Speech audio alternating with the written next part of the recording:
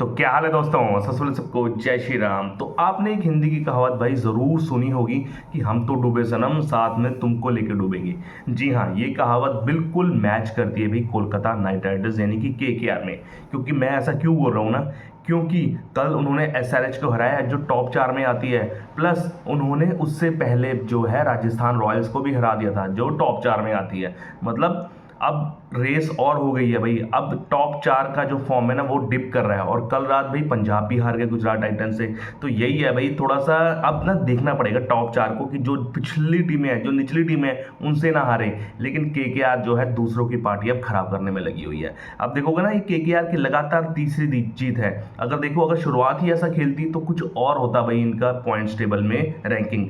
लेकिन अब भी ये दूसरों का पार्टी खराब कर रही है। सबसे पहले इन्होंने राजस्थान रॉयल्स को हराया, वो भी टॉप 4 में थी। फिर एलएसजी को हराया, चलो वो तो लास्ट में थी। लेकिन कल रात नहीं, सुबह मैच हुआ, दोपहर में मैच हुआ, वो एसआरएच को हराकर भाई आराम से 18वें ओवर में जीतकर एक तरीके से उथल पुथल कर दिया है टॉप 4 का टेबल। अब देख लीजिए, थोड़ा सा डरने भी लगी भी टॉप 4 की टीमें। कल जो है गुजरात टाइटंस से हार गई पंजाब किंग्स, जो अनबीटेबल थी भाई, 6-7 मैच लगातार जीत रही थी भाई, 2 मैच लगातार हार चुकी है। तो ये वाला आईपीएल जैसे जैसे अंत में आ रहा है ना अपने, और इंटरेस्टिंग और एंटरटेनमेंट और कंफ्यूजिंग होता जा रहा है। बहुत शानदार भाई, अंत में तड़का मसाला लगने वाला है भाई टॉप 4 के रेस के लिए।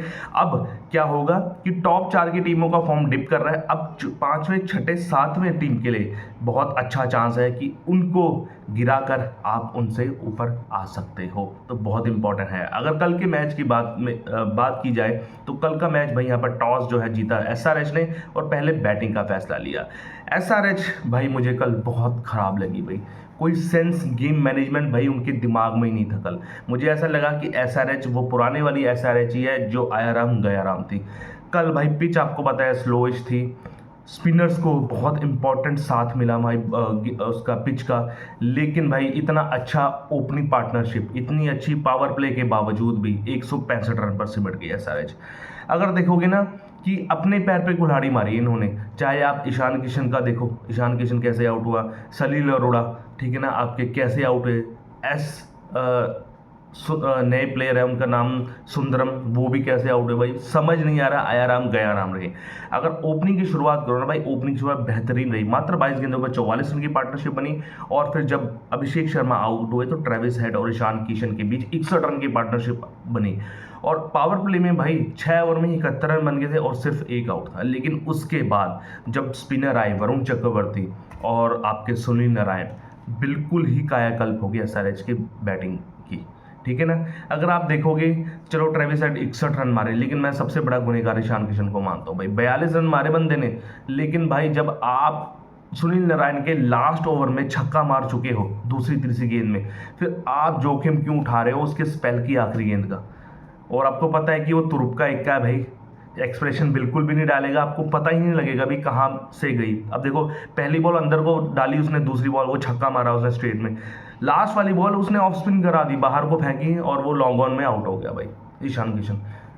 शुरुआत में आउट हो जाता ठीक है भाई, इतना जब पहुंचा दिया तूने टीम को, एंड में आउट हो रहा तो भाई बहुत खराब। फिर क्लासन भी नहीं चले, उसके बाद ना सलील अरोड़ा चले ठीक है ना आपके सुंदरन चले जो नए बल्लेबाज है। फिर पैट कमिंग्स, चाहे हर्षल पटेल, सभी आयाराम गयाराम रहे। और आप मानोगे नहीं, पूरे 20 ओवर भी नहीं खेल सकी एसआरएच, मात्र 19 ओवर में ही आउट हो गई, ऑल आउट हो गई। अगर 20 ओवर और खेल लेते भाई, 10-15 रन और मार लेते तो 175 180 तक का टोटल इस पिच में सही था भाई।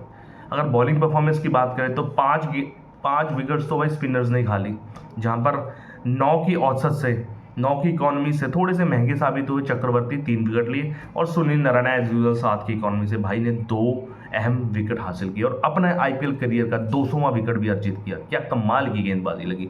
लेकिन फिर भी मुझे थोड़ा सा यकीन नहीं था कि इतने आसानी से जीत जाएगी केकेआर, क्योंकि उनका बैटिंग ऑर्डर भी बहुत खराब फॉर्म से है ठीक है ना। सिर्फ मेरे ख्याल से रिंकू सिंह थोड़ा सा अच्छी फॉर्म में है, थोड़ा बहुत रघुवंशी चल रहे हैं, और बिल्कुल भी नहीं चल रहा इनका बैटिंग ऑर्डर। मुझे लग रहा था फंसेगा मैच, लेकिन नहीं भाई, शुरुआत में ही फिन एलन ने ऐसा लपेटा मारा ना सभी को कि वहीं पर ही मैच खत्म हो गया। पावर प्ले में भी इनके 72-73 रन बन गए थे सिर्फ एक आउट में, जहाँ पर फिल एलन ने मात्र 12 गेंदों में 29 रन मार दिए भाई। पैट कमिंस के एक ओवर में मानोगे नहीं 24-26 कुछ रन मारे और वहीं पर ही मैच खत्म हो गया। फिर फॉर्मेलिटी हो गई। फिर जब आउट हुए फिन एलन, फिर रघुवंशी आ गए। तो आपको पता है कि रघुवंशी और अजिंक्य रहाणे का क्या खेलने का तरीका है। वो रिस्क फ्री क्रिकेट खेलते हैं, इक्का दुक्का लेते हैं, आराम से ग्राउंडेड शॉट मारते हैं, और सिचुएशन भी चाहिए ऐसी थी। 7 की रन रेट से रन चाहिए थे और आराम से उन्होंने चेज कर दिया। रघुवंशी जब आउट हुए तो रिंकू सिंह ने एक तरीके से एंकर का रोल निभाया और मात्र 11 में 22 रन मार दी। और एंड में आराम से कंफर्टेबली 18.1 या 2 गेंदों में, मतलब 10 गेंद रहते ये मैच कोलकाता नाइट राइडर जीत गई। ठीक है ना। अब कोलकाता नाइट राइडर अभी भी भाई 8वें नंबर पर है, क्वालिफाई नहीं करेगी वो टॉप 4 के लिए, लेकिन वो गेम खराब करेगी भाई टॉप 4 के, उसका टॉप 4 के, चाहे वो पंजाब हो, राजस्थान हो, जीटी हो, सॉरी आपके एसआरएच हो, इनका गेम खराब करेगी भाई। राजस्थान को तो खराब कर चुकी है हराकर, कल एसआरएच का कर दिया, अब आगे देखो किन किन टीमों का करती है। डीसी के साथ भी मैच है, तो बहुत इंपॉर्टेंट जीत थी भाई केकेआर के लिए, चाहे पहुंचे ना हो आईपीएल के टॉप 4 में, लेकिन फिर भी गेम खराब करने का, स्पॉइल करने का अच्छा तरीका भाई उनका। बच के रहिएगा भी, और भी जो मैच होंगे टॉप 4 के कोलकाता से, मोमेंटम इनके साथ है, 3 में से 3 जीत हासिल कर ली है, दूसरों की गेम खेलने तैयार है भाई यहाँ खराब करने को, स्पॉइल करने को। ठीक है ना। तो भाई ऐसे ही जानकारी जानने के लिए मेरे चैनल को लाइक शेयर सब्सक्राइब कीजिए। जय श्री राम। Okay bye.